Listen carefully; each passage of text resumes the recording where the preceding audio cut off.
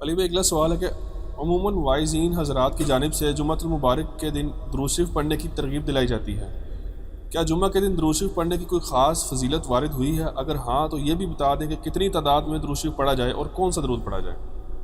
دیکھیں، درود شریف کے اوپر میں نے ایک ڈیٹیل لیکچر ریکارڈ کروایا، مسئلہ نمبر 56، درود شریف کے صحیح فضائل اور صحیح احکام و مسائل۔ 2 گھنٹے کا ہے، اس میں نے سارے ٹاپکس کور کیے۔ اسپیسیفکلی سوال کو میں ایڈریس کر دیتا ہوں۔ سب سے پہلے تو درود شریف کے کون سے سیغے ہیں جو پسندیدہ ہیں؟ درود شریف کا جو سب سے پسندیدہ سیغہ ہے نا، وہ وہی ہے جو ہمارے درود ابراہیمی کا پہلا جز ہے، اللہم صلی علی محمد وعلی آل محمد۔ سنن نسائی میں حدیث ہے، انٹرنیشنل نمبر کے مطابق 1293 اور ایک نمبرنگ کے مطابق ہے 1292۔ یہ مجھے زبانی یاد ہے نمبر، 12 نبی الاسلام کی نسبت سے اور 92 محمد کی وجہ سے، 1292 سنن نسائی۔ زید ابن خارجہ سے نبی الاسلام نے فرمایا، مجھ پہ درود پڑھنا لازم کر لو اور اپنی دعاؤں میں پڑھا کرو اللہم صلی علی محمد وعلی آل محمد۔ یہ سنی شیعہ دونوں کے ہاں پڑھا جاتا ہے۔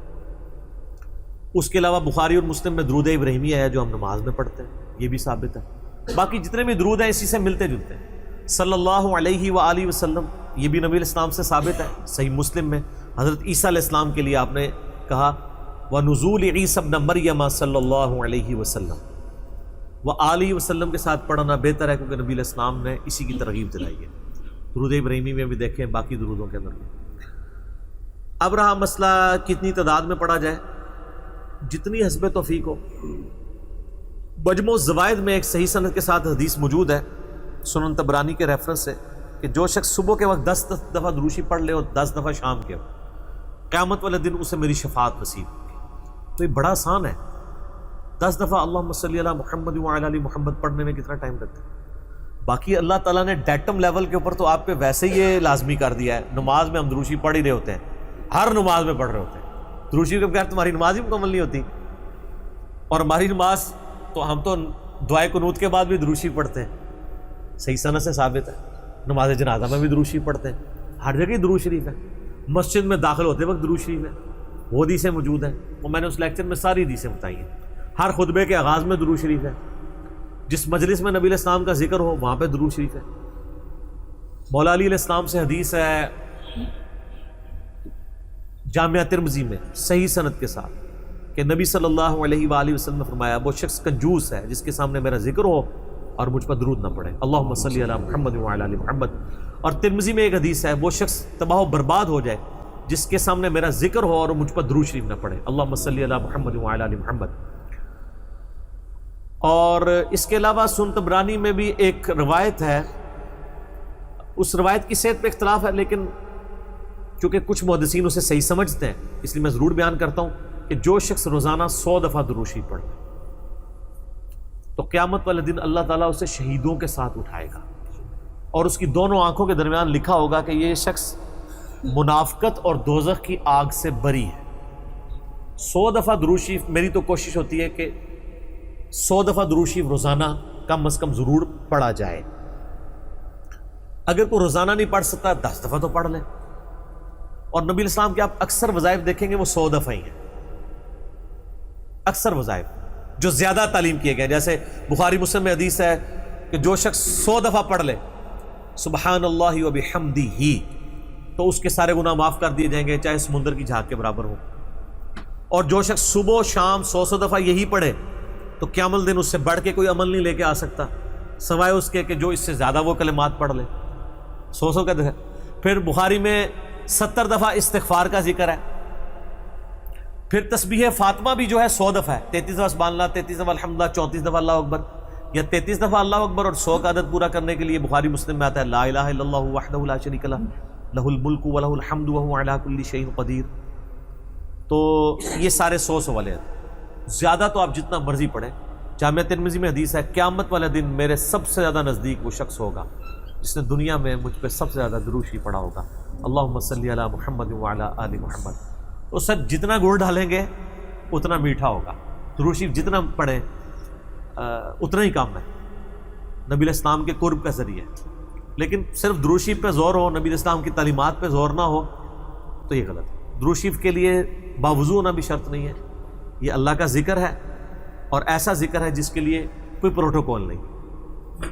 وضو پروٹوکول ہوتا ہے نماز پڑھنے کا، عام اذکار کے لیے کوئی وضو پروٹوکول نہیں ہوتا۔ ویسے آپ نے رکھنا ہے وہ ضرور کریں، لیکن ادروائز ان اذکار کا کوئی پروٹوکول اس حوالے سے نہیں ہوتا۔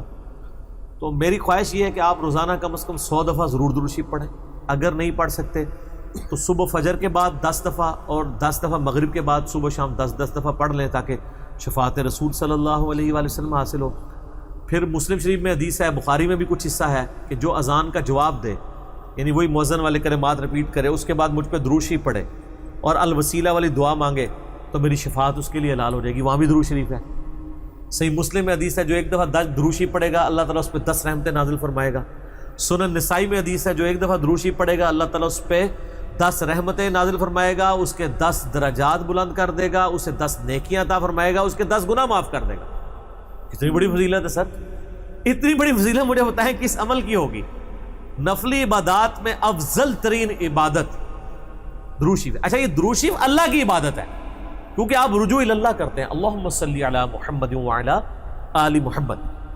یہ جو جمعے کے دن کے وظائف ہیں نا، اب وہ آپ یعنی غروب آفتاب جمعرات والے دن اس سے لے کے جمعے کی مغرب تک کر سکتے ہیں۔ یہ نہیں ہوتا کہ جمعے کے دن کوئی کرنا ہو، تو جمعے والے دن درود شریف پڑھنے کی فضیلت ہے۔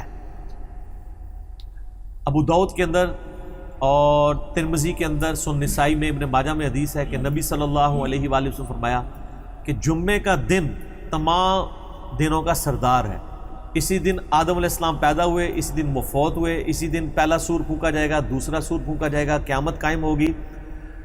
تم جمعے والے دن مجھ پہ کثرت سے درود پڑھو، تمہارا درود مجھ پر پیش کیا جائے گا۔ تو صحابہ کرام نے جرت کر کے پوچھا یا رسول اللہ علیہ وسلم جب آپ مر جائیں گے اور آپ کی ہڈیاں مٹی میں مل جائیں گی؟ سر یہ صحابہ کے الفاظ ہیں، جب تک 295C نہیں تھی مدینہ شریف میں، ورنہ آج کل تو کوئی سوال کر سکتا ہے؟ صحابہ پہ اللہ کی کروڑوں رحمتیں، وہ سوال کیے تو میں عقیدے پتہ چلے۔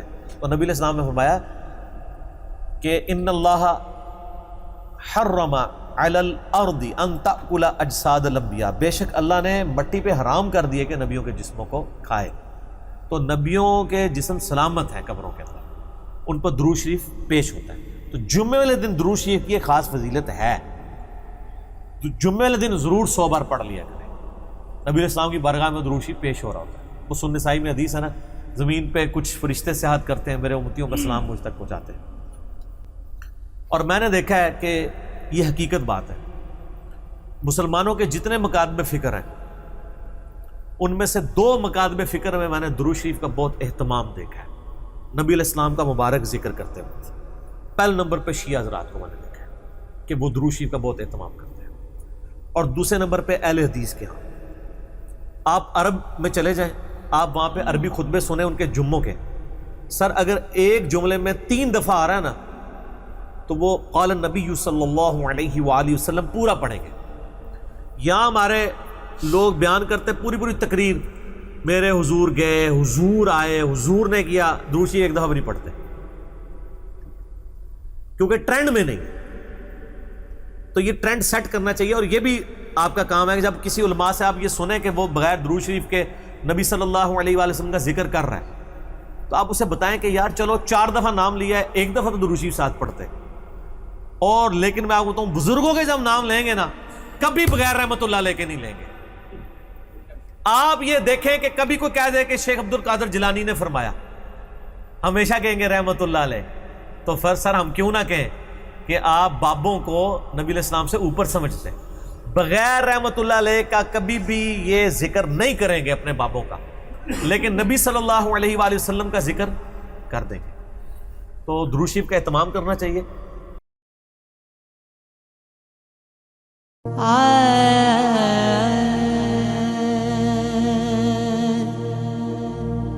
میں بے عقلا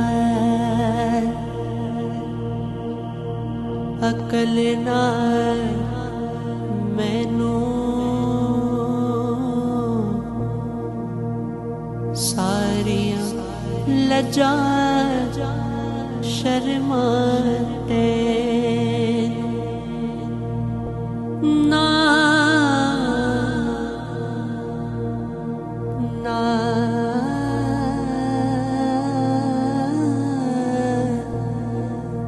ना ना सजदे कीते फिर भी रब में आखा ते